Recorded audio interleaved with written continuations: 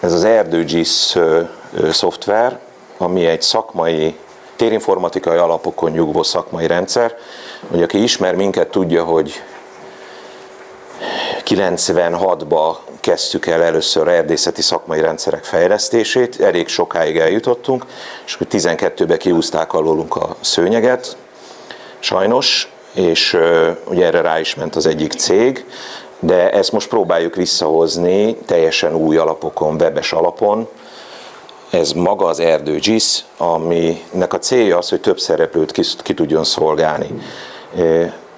Webes rendszer, tehát bármelyen eszközön fut, nem kell telepíteni, a legújabb verziót használjuk, képes asztali számítógépen, mobiltelefonon futni, sőt offline működésre is. Tehát azt mondom, tudom, hogy én most egy olyan helyre megyek, ahol nincs térerő, átkapcsolom, hogy menjél offline módba, amikor van netem, letölti a szükséges adatokat, és akkor úgy kimehetek a terepre.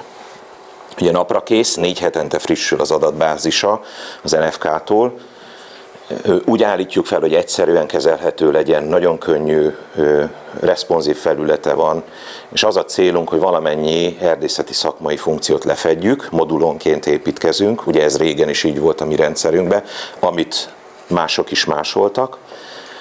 Itt viszont külön hangsúlyt teszünk a magánerdőgazdálkodókra, szakirányítókra, szakszemélyzetre, hogy az ő munkájukat könnyítse.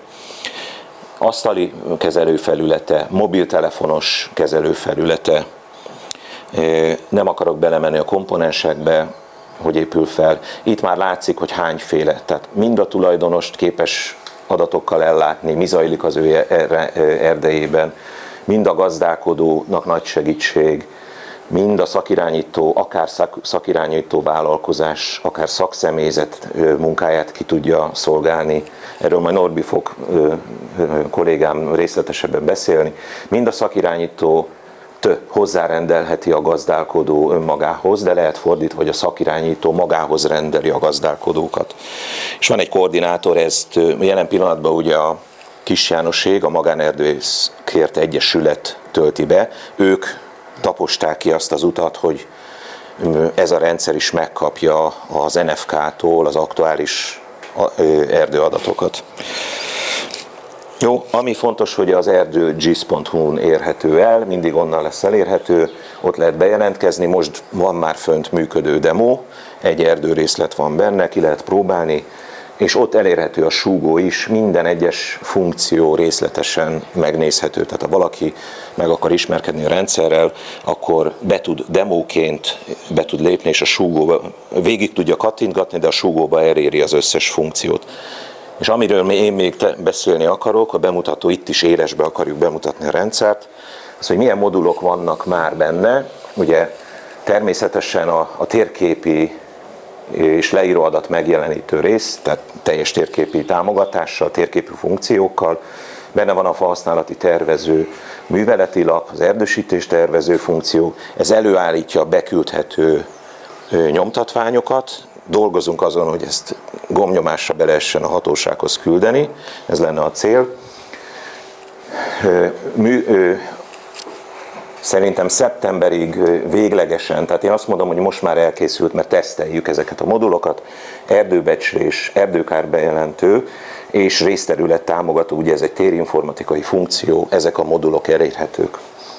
Amit tervezünk jövő év végéig, már külön modulként fut a műholdas erdőmonitoring, ez egy havonta frissülő, egészségi állapot, változást mutató műholdas adatok alapján modul. Ezt, ha kérdés van, külön be tudjuk mutatni. Jelenleg ezt Evelinnek hívjuk, és ez elérhető lesz az állami erdőgazdaság, de azt akarjuk, hogy ebbe a rendszerbe magánerdőgazdálkodóknak is elérhető legyen.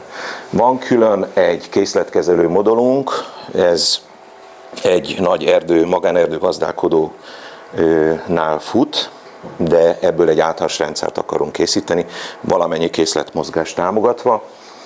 És amit még tervezünk, egy tulajdonosi nyilvántartót, tehát ahol a gazdálkodó költségeket, bevételeket tulajdonosokra rá tud osztani, meg tudja nézni, hogy kik a tulajdonosok, importálni tud földhivatali kimutatásokat, És még egy pályázati modult is tervezünk, tehát hogy egy figyelmeztetőt, hogy mely erdőrészletre milyen pályázatot vettünk igénybe, mikor jár le, tehát egy ilyen ütemező, időbeli ütemező modult.